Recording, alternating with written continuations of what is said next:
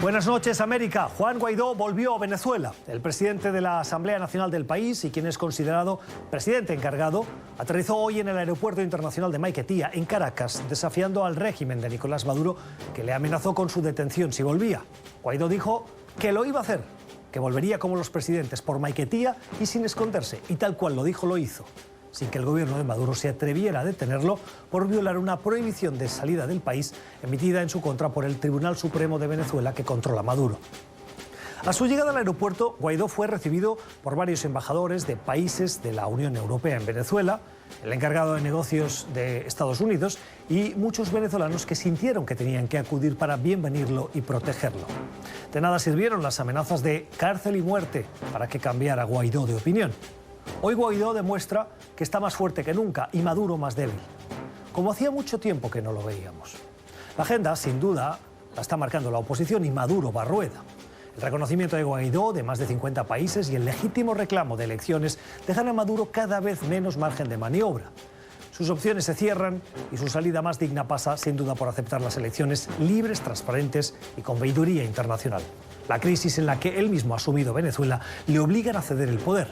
Puede seguir aferrado a Miraflores un día, una semana, un mes, pero hoy Maduro sabe mejor que ayer que si sigue empecinado en no renunciar, su salida puede acabar siendo más dramática si cabe. Es cuestión de tiempo. Son las 8 en Bogotá, Lima, Quito y la costa este de Estados Unidos y las 10 en Buenos Aires y Santiago. Y esto es Poder Latino. Bienvenidos.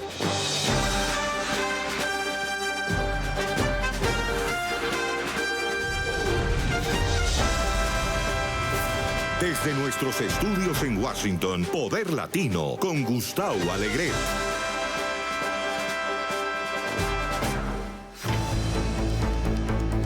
Tiempo para las noticias, para poner algunos comentarios o pies de página, para pedirle a los expertos que nos ayuden a comprender la actualidad. Y vamos a empezar hoy por México, cuando Andrés Manuel López Obrador lleva alrededor de 100 días en el gobierno. Tiene un capital político que ya está consumiendo. Su popularidad está hoy alrededor del 67%, lo cual le permite tomar decisiones polémicas como la que hemos conocido en las últimas horas. De manera drástica, ha decidido terminar con 2 programas sociales que tienen mucha sensibilidad entre los mexicanos. Terminar con las estancias infantiles y con los refugios para víctimas de maltrato. Dice Andrés Manuel López Obrador que esto se podía llevar a cabo gracias a los contratos del sector privado, del tercer sector, el sector de las ONGs, que recibían prebendas del gobierno para poder llevar a cabo esta labor. Pero claro, muchos dicen que terminando con esto, y Andrés Manuel López Obrador lo que quiere es un Estado fuerte y por lo tanto quiere asumir él estas competencias, lo que hace es crear un vacío en el medio de la eliminación y la creación que acaba perjudicando a los que se benefician de estos programas. Saludamos a Eric Olson, es experto en México, trabajó en diversos centros de pensamiento aquí en la capital estadounidense. Señor Olson, gracias por estar con nosotros. ¿Por qué tomó Andrés Manuel López Obrador esta decisión cuando hasta ahora estas organizaciones que tenían contratos con el Estado funcionaban y llevaban a cabo su función social? Sí, buenas noches. Gracias por esta oportunidad. Mire, yo creo que el presidente Andrés Manuel ha sido claro en 3 cosas. Uno es que central para él, fundamental para su gobierno, es combatir la corrupción. Y para combatir la corrupción, uno de los temas ha sido tomar control nuevamente del presupuesto del país. Y él lo ve como controlar el gasto público que se designa a la sociedad civil. En este caso, él está diciendo que no van a continuar suplementando o presupuestando dinero para los asilos de mujeres y niños que están manejados por la sociedad civil. Yo creo que es muy claro que él no piensa que la sociedad civil deba tener un papel en este tema y en muchos otros. Él ha dicho que ellos no están colaborando bien y él les retira su dinero, en parte para combatir la corrupción, pero también porque él cree que no es papel de la sociedad civil. Como decíamos al principio, ahora lo que pretende Andrés Manuel López Obrador es retirar estos fondos de estas organizaciones para que el Estado pueda llevar a cabo esta labor. Pero cuando se creó el sistema o el proyecto para dotar de esos fondos a esas organizaciones es porque el Estado no alcanzaba. ¿No corremos ahora el riesgo de que ahora no se puedan llevar a cabo esas actividades al cambiar el sistema? Sí, yo creo que es verdad. O sea, yo creo que lo que había pasado es que habían fallas en las capacidades del propio Estado de proteger las mujeres y manejar los refugios. Él ahora está diciendo que eso tiene que volver a ser papel del gobierno federal, pero si ellos no pueden resolver los problemas y proveer los servicios necesarios a estos niños y mujeres maltratadas, violentadas, pues yo creo que es un gran error. No se puede decir desde ya que no lo van a hacer, pero en el pasado esto ha sido una realidad. Señor Olson, ¿pero más burocracia es igual a más eficiencia? Mira, más burocracia puede ser más eficiencia siempre y cuando no hay corrupción, no hay intereses propios de los burócratas.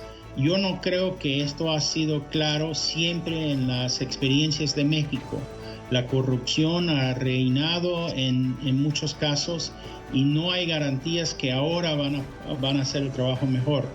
No podemos prejuzgar esta decisión, pero yo creo que hay razón para estar muy atentos si de veras hacen mejor el trabajo que han hecho la sociedad civil. Es Eric Olson, es analista político, es experto en México, trabajó en centros de pensamiento en la capital estadounidense. Gracias, señor Olson, por haber estado con nosotros. Datos sobre la popularidad del presidente Trump. Hoy hemos conocido una encuesta que el mensaje de la misma le ha gustado seguro al presidente Trump, y es que hay un incremento de su popularidad. Miren, preguntados los estadounidenses por si les parece bien la gestión del presidente Trump, el 48% dicen que sí. Eso supone un incremento de 3 puntos respecto de la última encuesta. En este caso, la encuesta la realiza el Wall Street Journal y la cadena de televisión NBC. Y si a estos mismos ciudadanos se les pregunta si reelegirían al presidente Trump, de los que le votaron, el 48% dicen que sí. Es decir, más de 4 de cada 10 volverían a votar por Donald Trump como presidente de Estados Unidos. Lógicamente, en ese nivel de popularidad influye la percepción que tienen los ciudadanos de cómo está manejando el tema de la frontera. Él prometió, siendo candidato y luego durante el tiempo que lleva en la presidencia, que quiere construir un muro en la frontera.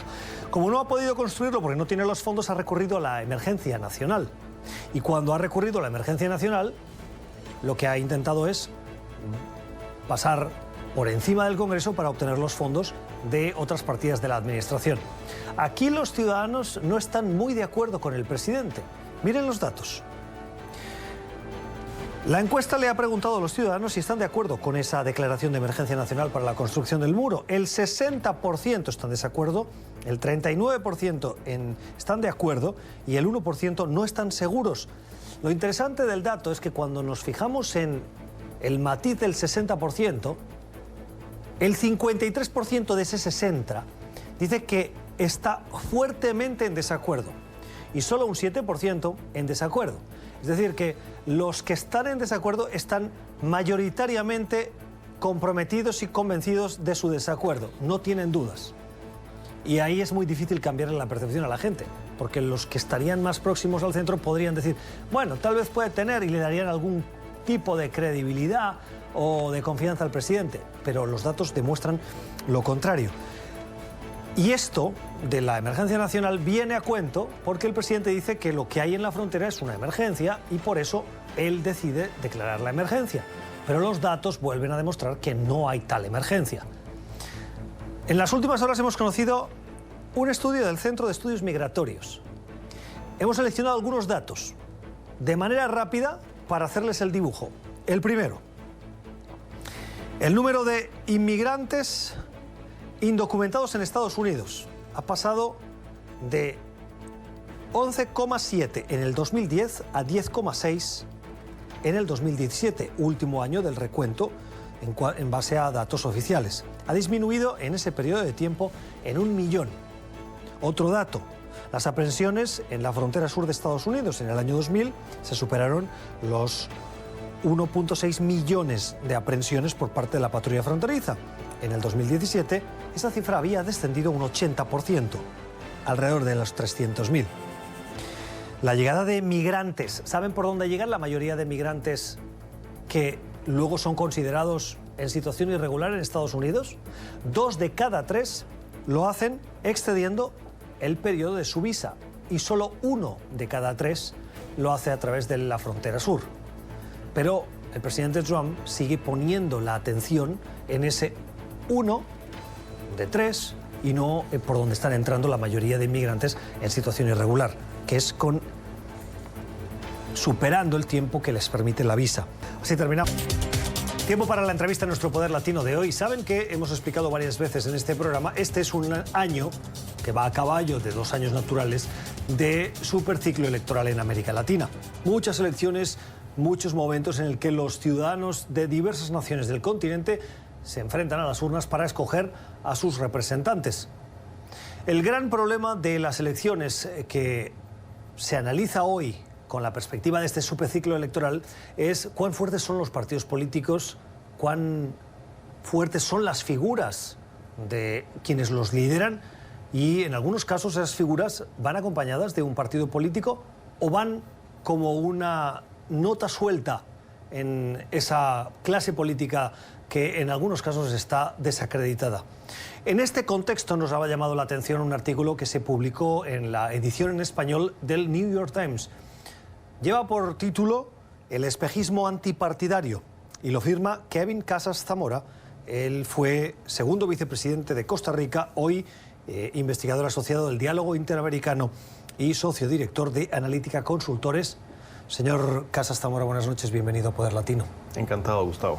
¿Teme por los partidos políticos en América Latina? Porque el artículo lo que hace es una descripción de cuán débiles están en algunos casos y las consecuencias graves que puede tener que no haya estructura de partidos. Así es, Gustavo. Yo creo que la debilidad de los partidos políticos en América Latina y no solo en América Latina, porque yo creo que hay que reconocer que este es un problema más general. La debilidad de los partidos y de los sistemas de partidos en América Latina es sin duda uno de los problemas más serios que tiene la gobernabilidad democrática en la región. Las implicaciones son múltiples. Yo creo que un sistema político democrático donde no haya partidos robustos, la experiencia muestra que tiende a ser el reino de los improvisados, de los caudillos mesiánicos y de los empresarios con ambición de poder.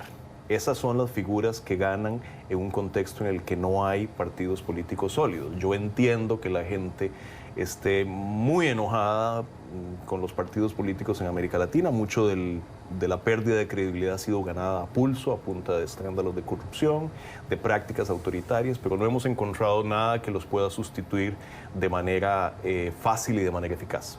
¿Qué lleva a que haya debilitamiento de los partidos políticos? Digo, haciéndole la pregunta, lo que en el fondo quiero saber es si el sistema de elección de los representantes de los ciudadanos influye mucho. Pienso en el caso de España. En España la elección del presidente nunca es directa, siempre es indirecta, escogiendo un congreso. Y así pasa en las democracias europeas. En América Latina, en cambio, el concepto presidencialista hace que los partidos no sean tan fundamentales porque se elige directamente a los candidatos. Mira, esa es una estupenda pregunta que va, digamos, a uno de los temas centrales de este debate. O sea, yo no tengo dudas, y así la experiencia lo señala, que los sistemas parlamentarios, como los que tienen las democracias europeas en su mayoría, tienden a tener partidos políticos mucho más robustos. En un país europeo típico es casi imposible llegar a ser presidente del gobierno, jefe de gobierno, sin haber pasado por una serie de etapas en una carrera partidaria. En un sistema presidencial como los de América Latina es mucho más fácil que estas figuras ajenas a los partidos políticos, estos outsiders montados sobre una estructura electoral a veces muy precaria, puedan prevalecer. Y es exactamente lo que estamos viendo en la región. O sea, eso es lo que acaba de pasar en Brasil, donde un personaje que era marginal, digamos, en el sistema político brasileño, montado sobre una estructura política, un partido diminuto, pasó como un huracán sobre el sistema político brasileño y llegó a ser electo como Jair Bolsonaro. Lo acabamos de ver en El Salvador, donde un exalcalde disidente de uno de los partidos tradicionales arrolló en la elección.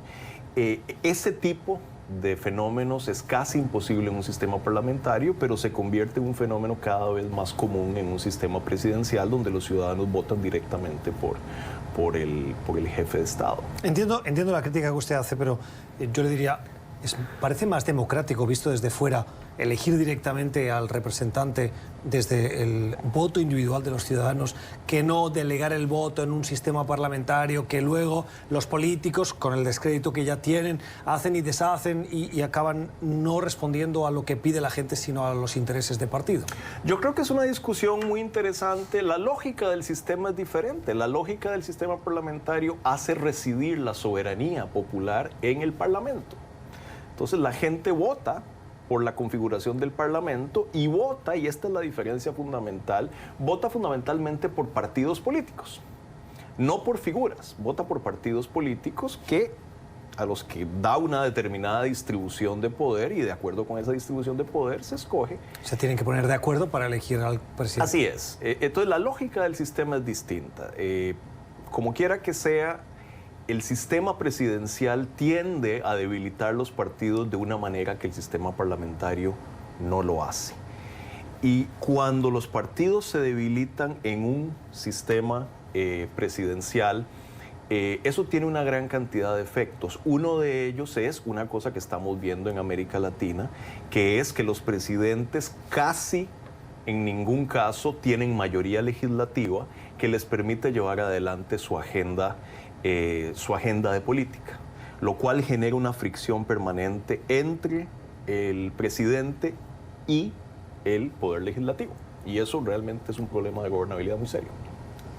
Habla usted de que los partidos son estructuras, como dice, son instituciones machistas.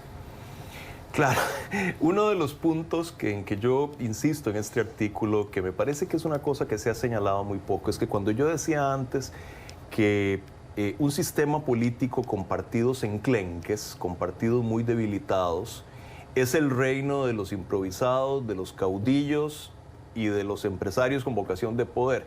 Esos improvisados, esos caudillos mesiánicos y esos empresarios con vocación de poder nunca son mujeres, lo cual me parece que es un dato nada menor. Lo que pasa que, déjeme hacerle un poquito la contra. ¿El problema son los partidos o las sociedades latinoamericanas? Ah, no, Gustavo, hace 10 o 15 años América Latina llegó a tener 4 jefas de Estado. Y por primera vez estaba la región empezando a elegir mujeres que llegaban a esa posición por sus propios méritos, no por ser esposas ni hijas de nadie. El debilitamiento de los partidos políticos ha venido de la mano de una reducción de las posibilidades de las mujeres en América Latina de llegar a ser jefas de Estado. ¿Y por qué pasa eso? Bueno, porque en un partido político, aunque sea una institución, como digo en el artículo, y como me lo dijo una ex senadora colombiana con una gran elocuencia, me dice, mire, los partidos son instituciones más machistas que la mayoría, pero en un partido político, Gustavo, hay comités, hay asambleas, hay posibilidad de imponer cuotas de representación. En los vehículos electorales transitorios que tienen todos estos outsiders que ahora resultan electos, no hay ninguna posibilidad de hacer eso. Entonces, en un partido político, mal que bien, las mujeres pueden ir ganando y han ido ganando espacios de poder de una manera que en estas cosas transitorias que tenemos ahora, que permiten la elección de improvisados, no existen esas posibilidades. Dice usted, la política sin partidos fuertes es el reino de los caudillos, los improvisados y los empresarios con ambición de poder. ¿No es esto una descripción de lo que ha pasado en Estados Unidos? Claro que sí. Pero en Estados Unidos hay dos partidos fuertes y no ha habido en la historia de Estados Unidos varios intentos en los que se han intentado aparecer o independientes o partidos como, por ejemplo, los verdes, que existen pero que nunca tienen ningún tipo de representación. Y a pesar de los intentos nunca ha habido espacio. Y Donald Trump representa uno de los partidos. Los partidos políticos en Estados Unidos son criaturas muy particulares porque son verdaderamente en la práctica son coaliciones de diferentes fuerzas sociales que convergen en una estructura que es muy débil como partido, pero que está protegida por un sistema electoral que hace virtualmente imposible que aparezcan terceras opciones. El sistema electoral en Estados Unidos hace una diferencia muy grande en términos de la dinámica del sistema de partidos. Es un sistema en el que los intentos reiterados que ha habido durante los años de que emerja un tercer candidato son abortados prácticamente por las reglas electorales. Entonces, digamos, en ese sentido, el ejemplo de Estados Unidos es un ejemplo muy, muy particular. Y aún así, hemos visto cómo una figura que uno pensaría que corresponde al perfil del outsider, se ha apoderado de la estructura política de uno de los partidos y está en este momento en la presidencia del gobierno. ¿Qué se puede hacer para fortalecer los partidos? Hay muchas cosas que se pueden hacer. Ninguna es una receta perfecta, pero, por ejemplo, los sistemas de financiamiento estatal pueden ayudar, digamos, cuando el Estado le da una cierta cantidad a los partidos de acuerdo con su cuota de representación para que se mantengan en forma permanente y tengan una vida permanente más allá de las elecciones. Eso importa. Los sistemas electorales, lo que estamos hablando, mire, un sistema electoral como el de Brasil, que genera una fragmentación en el Congreso, que en este momento tiene 30 partidos representados, es una receta para el desastre.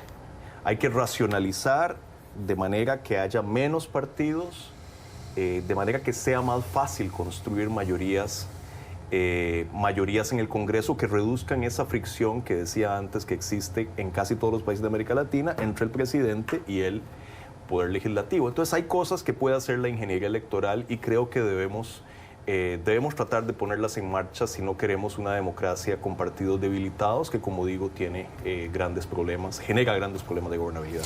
Hoy una de las noticias que estamos tratando aquí en Poder Latino y en NTN 24 en general es la llegada de Juan Guaidó a Venezuela, en el que, a juicio nuestro, lo que hace es demostrar la fortaleza que tiene y la debilidad del gobierno de Maduro frente a esa amenaza de posible detención. Ha entrado por donde dijo que iba a entrar, sí, con luz y taquígrafos, ha llegado a donde quería llegar, está en Venezuela a pesar de esa prohibición de salir y de ese desavío a la justicia chavista o madurista. Le pido un análisis porque una de las grandes críticas que se hace a la oposición venezolana es la fragmentación de voces que ahora sí vemos todas detrás de la figura de Guaidó. ¿Cómo no? Yo creo que es un evento importante que como usted lo está diciendo, digamos, es una muestra de fortaleza de parte de la oposición. Yo creo que en los últimos 2 meses se han alineado cosas que antes no se habían alineado en el caso de Venezuela. Se ha alineado una oposición unificada, se ha alineado además un liderazgo claro en la oposición, que eso nunca estuvo ajeno de disputas en el pasado, y se ha alineado un apoyo internacional muy importante. Esa constelación nunca había estado presente en los últimos 20 años en Venezuela. Ahora, Gustavo, podemos discutir si esta llegada de Juan Guaidó va a tener algún efecto o no en el fondo de los fondos. La única variable que importa en este momento, que tiene una capacidad de determinar lo que pasa en Venezuela, es lo que pasa con las Fuerzas Armadas. un poco lo que pasó el día que se hizo el intento del ingreso de la ayuda humanitaria. En el fondo lo que se definía era si las Fuerzas Armadas decidían disparar o se negaban a disparar. Y Gustavo, tristemente, dispararon. Entonces, lo demás es coreografía. En el fondo, la disputa de fondo que hay en este momento es sobre la lealtad de las Fuerzas Armadas y, desafortunadamente, para mí por lo menos, esa lealtad sigue estando con el régimen de Maduro. Entonces, ese es el dato que hay que observar. Lo demás es todo coreografía. La opinión de Kevin Casas Zamora, que fue vicepresidente segundo de Costa Rica, hoy investigador asociado del Diálogo Interamericano y socio director de Analítica Consultores. Señor Casas Zamora, gracias por haber estado con nosotros. Encantado, un placer como siempre. El gusto es nuestro. ¿Y usted qué opina? @PoderLatinoNTN. @PoderLatinoNTN. Hacemos tiempo para el debate en Poder Latino de hoy, para escuchar las opiniones encontradas de conservadores, liberales, demócratas, republicanos, las voces, las del debate de hoy de Stan Beuger. Es economista, es analista político, es experto del Instituto Estadounidense de Empresas o American Enterprise Institute. Señor Beuger, buenas noches, bienvenido. Muchas gracias, Gustavo. Gracias por estar con nosotros. Y con Federico de Jesús, es analista político, es socio fundador de FDJ Solutions y fue portavoz de la campaña de Obama 2008. Señor de Jesús, buenas noches. Gracias por tenerme. Gracias por estar con nosotros. Veo que lleva corbata roja de republicano. No, es anaranjada. No nos engañemos. Pero nada malo con el rojo, el color de la pasión, y nada malo con él. Bueno, bienvenidos a los dos. Voy a comenzar preguntándoles por ese incremento del 3% en la popularidad del presidente Trump, cuando precisamente dejamos atrás una de sus peores semanas, en las que declaró Michael Cohen en el Congreso, en las que salió con el rabo entre las piernas de esa cumbre de Estados Unidos, Corea del Norte, esa segunda cumbre en la que el mismo presidente quiso llevar personalmente las negociaciones, las conversaciones con Kim Jong-un, y no lo consiguió. Una mala semana, pero que se transforma en buenos resultados de sus votantes. Claro, pero ha tenido 2 meses bastante malos. O sea, hace un mes estábamos justo después del shutdown, y creo que no nos debería sorprender que después de que terminara eso subirían un poquito sus números. Pero también, claro, un 3% está dentro del margen de error. Sí. Bueno, pero cualquier movimiento dentro de esa tendencia demuestra mucho y da mucho para el análisis. Y si bien está dentro del margen de error, tendría que haber sido más bien, a tenor de los resultados y de cómo le ha ido la agenda en estos primeros meses o semanas del año, no le han ido muy bien.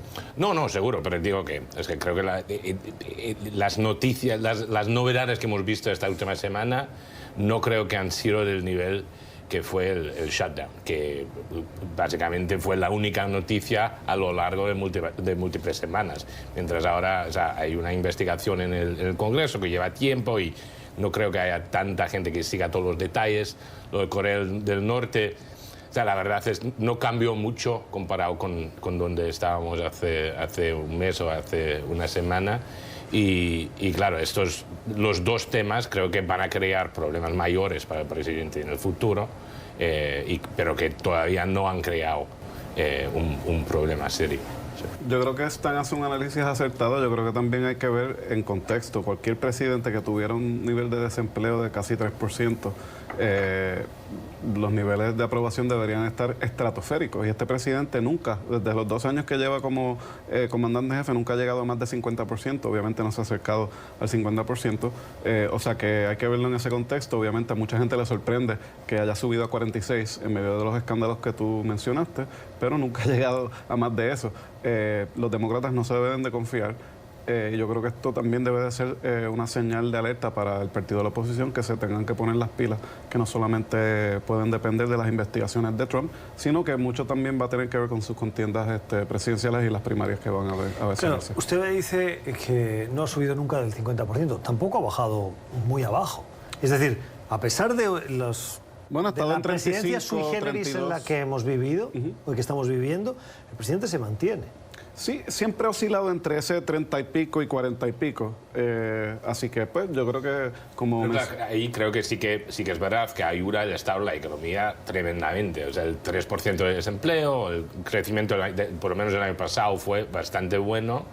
Ninguna crisis ni doméstica ni en el extranjero de un tamaño que de verdad puede cambiar una presidencia, o sea, nada como la guerra de Irak o algo así. No, y como usted menciona, como el cierre del gobierno sí le afectó el bolsillo a mucha gente, eso sí tuvo un impacto en las encuestas y la mayor parte del pueblo le echó la culpa a él por el cierre del gobierno federal.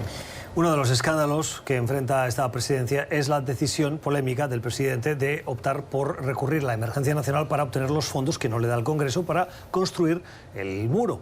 Y el motivo que argumenta el presidente Trump es que eso, lo que pasa en la frontera, es una emergencia nacional. Parece que en las últimas horas hemos conocido, están los votos suficientes para que el Senado haga lo que ha hecho la Cámara de Representantes, y es votar en contra de esa emergencia nacional. Lo cual va a tener un efecto absolutamente neutro, porque el presidente ha dicho 100% que lo va a votar. Los datos que hoy conocemos es que el 60% de los estadounidenses está en desacuerdo con esa decisión. Pero a pesar de la importancia que Trump le da a la opinión pública, no parece dar marcha atrás. ¿Por qué?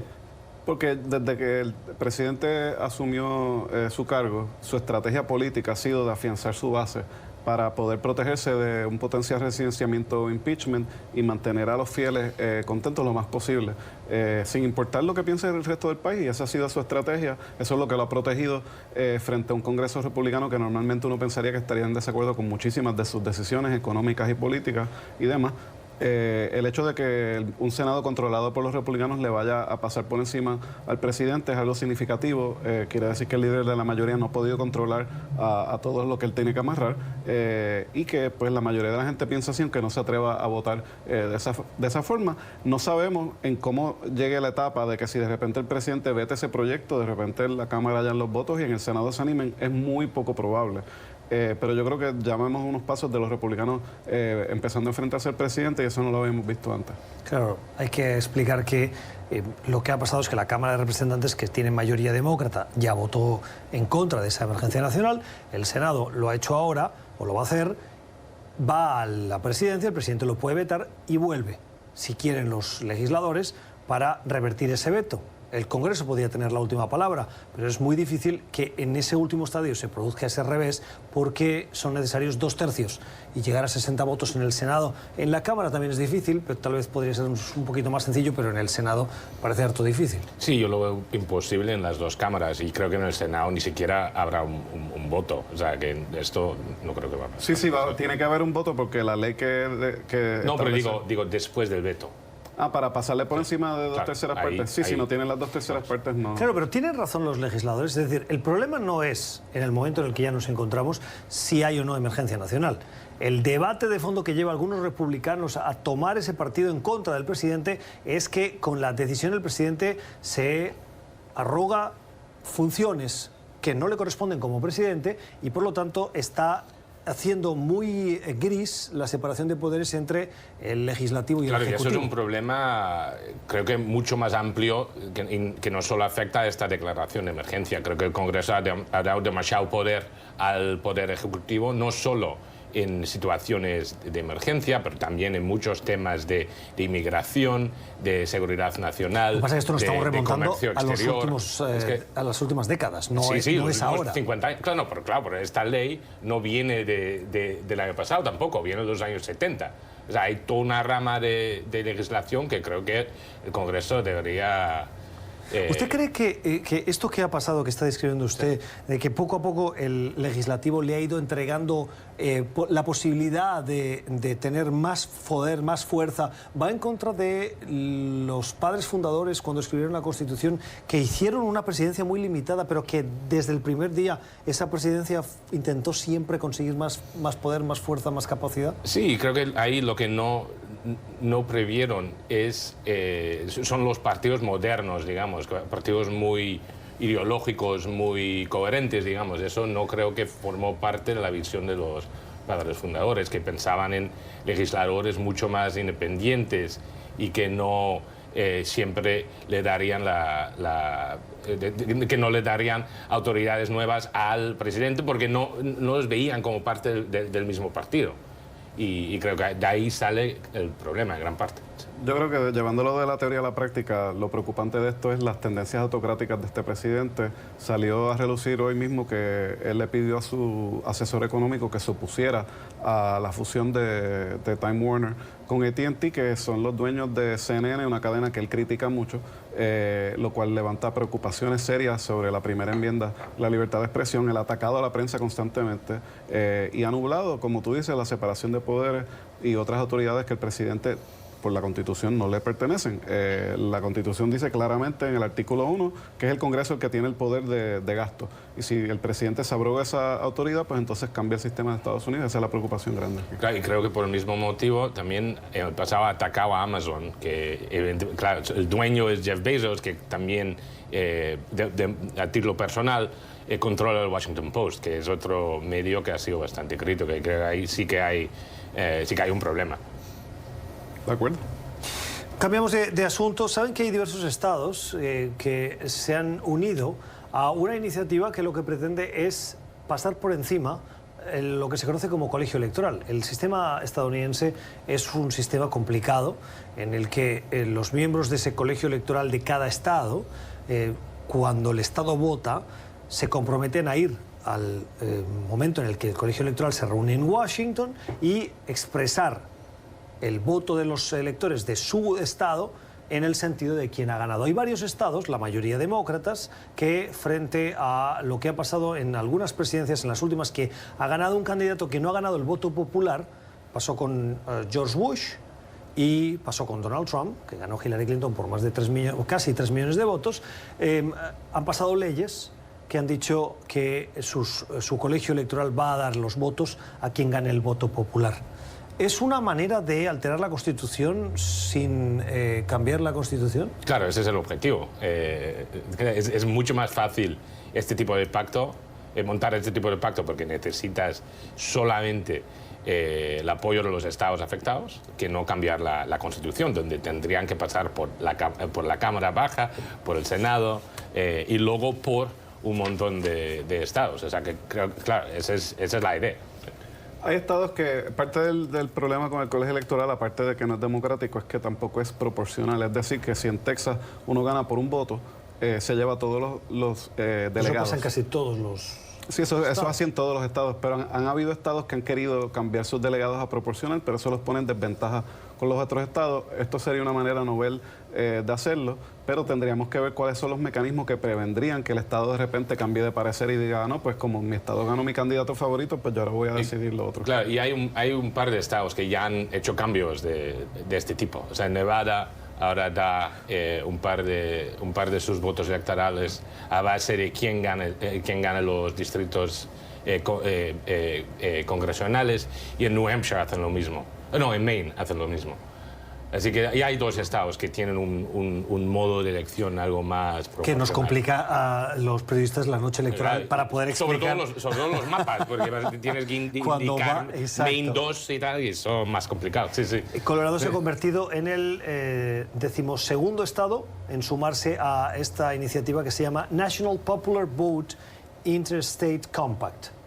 Y suman ya 181 votos del colegio electoral, pero siguen estando lejos de los 270 necesarios para ser presidente. Claro. Pues yo creo que es un sistema que tiene que cambiar. Me sorprende que los demócratas no hayan querido hacer esto un tema más prominente, ya que en 2 elecciones en las últimas 2 décadas han perdido la elección, a pesar de que ganaron el voto popular. Y yo creo que, aunque es difícil y cuesta arriba enmendar la Constitución, es algo que sí definitivamente vale la pena hacer. Y estos entuertos de los compactos con los estados puede ser un remedio temporero, pero no arregla el problema de fondo, que es que como tú puedes tener un sistema donde dice ser democrático, pero la persona que saca mayoría de votos, en este caso por millones de votos en algunos casos, no es el que sale presidente, y eso pues es una injusticia fundamental. Pero no hace falta que hagamos todo a base de simples mayorías. O sea, no gobernamos a través de una serie de referéndums tampoco, que sería todavía más un sistema todavía más democrático bajo esta lógica. No, pero los puestos más importantes, senador, congresista, gobernador, todos son electos por el que más votos saque. Para el presidente, que es la posición más poderosa, no debería ser algo menos. ¿Usted pensaría igual si hubiese sido la inversa? Quiero decir, que los demócratas hubiesen ganado presidencias no habiendo ganado el voto. Porque entiendo que usted es un demócrata y entiendo que usted, demócrata independiente, pero trabajó para la campaña de Barack Obama. Pero en el caso de que Obama hubiera ganado no habiendo ganado el voto popular. Siempre desde que tengo uso de razón y estudié el tema, estaba en contra del colegio electoral, lo encuentro injusto y antidemocrático. Ha pasado con otros partidos. El Senado también tiene un problema que si tú no llegas a 60 votos puedes tener mayoría y la legislación no se aprueba.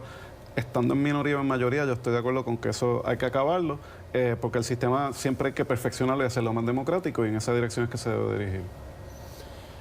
A mí siempre me da la impresión de que la gran mayoría de la gente solo le preocupa este tipo de detalles del sistema electoral cuando no les gustan los resultados que da el sistema. Claro, no es verdad en todos los casos, pero en general creo que sí.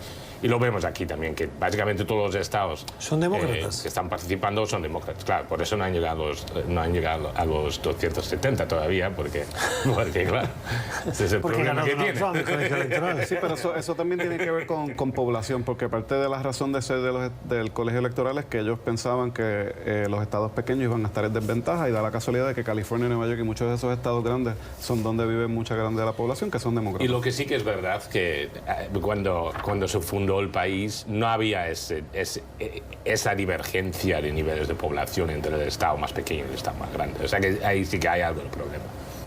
La opinión de quienes nos han acompañado hoy en este tiempo de debate: Stan Beuger, es economista, es analista político, es experto del Instituto Estadounidense de Empresas. Gracias, señor Beuger, por haber estado con nosotros. Sí. Y con Federico de Jesús, analista político, socio fundador de FDJ Solutions, ex portavoz de la campaña de Barack Obama en el 2008 para los medios hispanos. Señor de Jesús, gracias. Gracias a ti. Hacemos una pausa.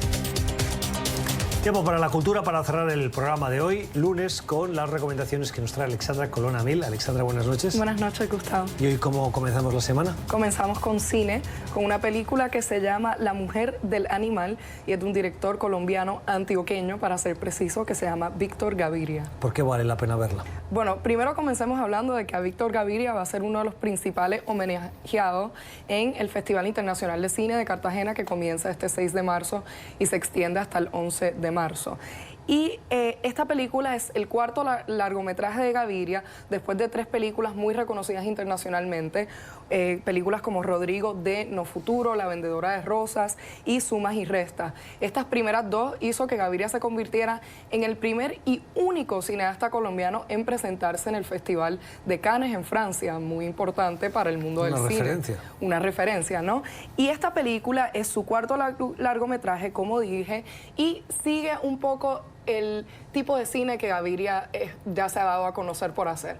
Es un cine que trata problemáticas sociales de su ciudad natal, Medellín, y un cine en el que las experiencias que allí se presentan son basadas en los relatos de personas que vivieron estos acontecimientos. Y no solo eso, que son los protagonistas de estas películas, porque Gaviria se ha dado a conocer por emplear lo que se conoce como actores naturales, es decir, personas comunes que viven estas experiencias, que él retrata en su cine, pero que no tienen ningún tipo de entrenamiento profesional en términos de actuación.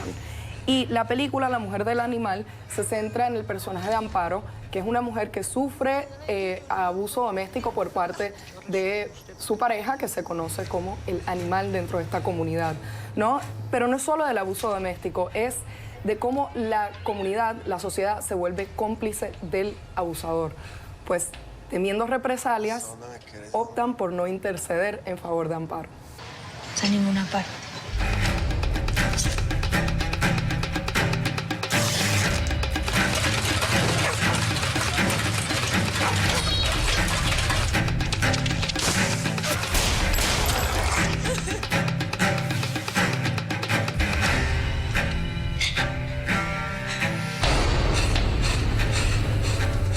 nosotros a las redes sociales a ver algunas de las notas, de los comentarios que nos han llegado de los últimos programas.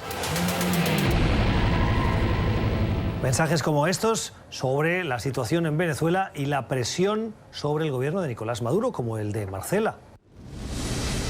Muy buen programa. Las nuevas sanciones son necesarias, que continúe la presión a ese régimen. Gracias, Marcela. Esa es la opinión cada vez mayoritaria y más claramente expresada por parte no solo del Grupo de Lima, no solo de la Unión Europea, también de Estados Unidos en las últimas horas. A pesar de esa retórica de que todas las opciones están sobre la mesa, la presión diplomática es lo que está primando. Los venezolanos tienen que luchar por su libertad en Venezuela. Los que están aquí que no deportan. Pero no TPS para los venezolanos. Son chavistas, son personas violentas que son un peligro y no sabemos quiénes son. Y es una ayuda para el dictador, Nicolás Maduro, no dar TPS. Gracias, José, por su mensaje.